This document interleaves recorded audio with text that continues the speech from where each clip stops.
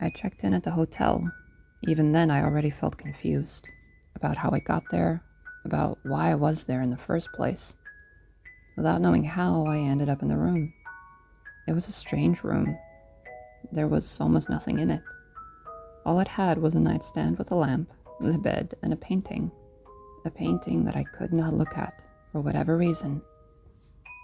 The room made me uneasy. I felt that I was being watched very closely. Shaking a little, I ran to the bed, and I remembered what it was like as a child when the bed was the only safe haven, when you would hide under the covers and genuinely believe that it formed a barrier that kept you safe and away from monsters. And I disregarded getting dressed into my nightclothes, and I left the act of unpacking for the next morning. I didn't care about it in that moment. I needed only and just to get to the bed, to feel some sort of comfort and safety. And I felt that the bed was some place where the prying eyes could not reach me, so long as I remained awake. I felt that as soon as I fell asleep, whatever it was would get me. This is ridiculous, I told myself. You're an adult, worried about monsters and something grabbing you in the night.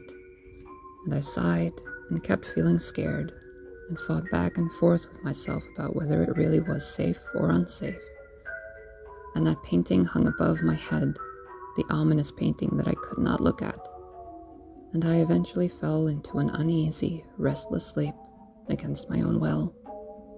And I could swear that all through the hours of my sleep something was whispering into my ear, and I could not understand what it said.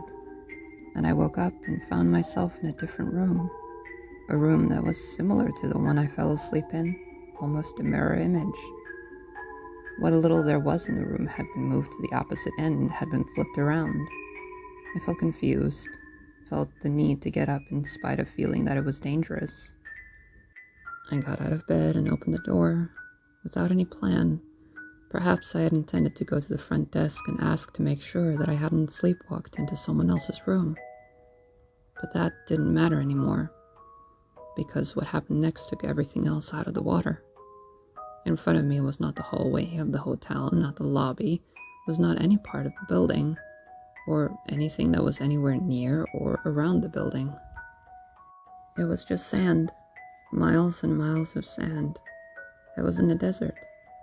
I wanted to close the door and go back into the hotel room, however scary, and go back to sleep, but there was nothing there anymore. The door had vanished, just like that. And I walked, without food and without water and without any of my bags, and I found people, but they could not help me.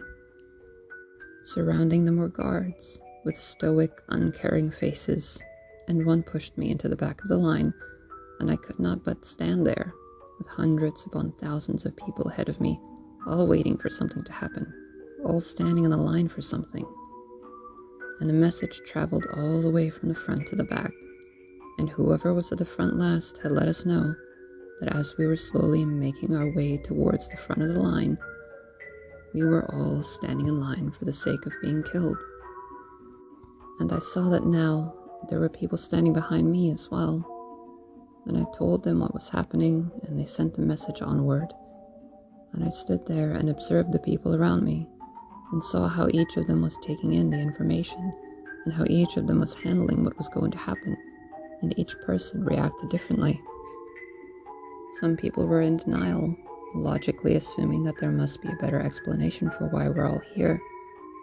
But I knew in my heart that it was true. And some people panicked and cried and became hysterical. And some people wanted to use their last bit of time to be happy, to do anything at all that brought them joy. They made new friends, tried making a love connection with the person next to them, to fall in love one last time. And I guess my way of coping was just to observe these poor souls and pity them. And they all seemed lost and overwhelmed, and I felt so much love and sympathy for them and the horrible situation they were in. And then I woke up in another room, and it all flooded back to me. I had booked into a nice hotel, and I had a meeting in the morning. It had been a while since I had a nightmare this bad. And I sat up in bed in the nice white sheets, and I wept for the people in that dream, even though it was not real. And I felt shaken all through the early morning hours. for I could not go back to sleep after that. I readied myself, felt at peace in a large, beautiful bathtub, between all the bright, pleasant scents of the shampoo and soaps provided by the hotel that looked and felt so drastically different from the one in my dream. I took out my suit and got dressed and headed to the meeting, knowing that whatever happened, it was at least not the end of the world. Not now, not then, not yet. Thank you for listening and watching. All links and references are in the description below.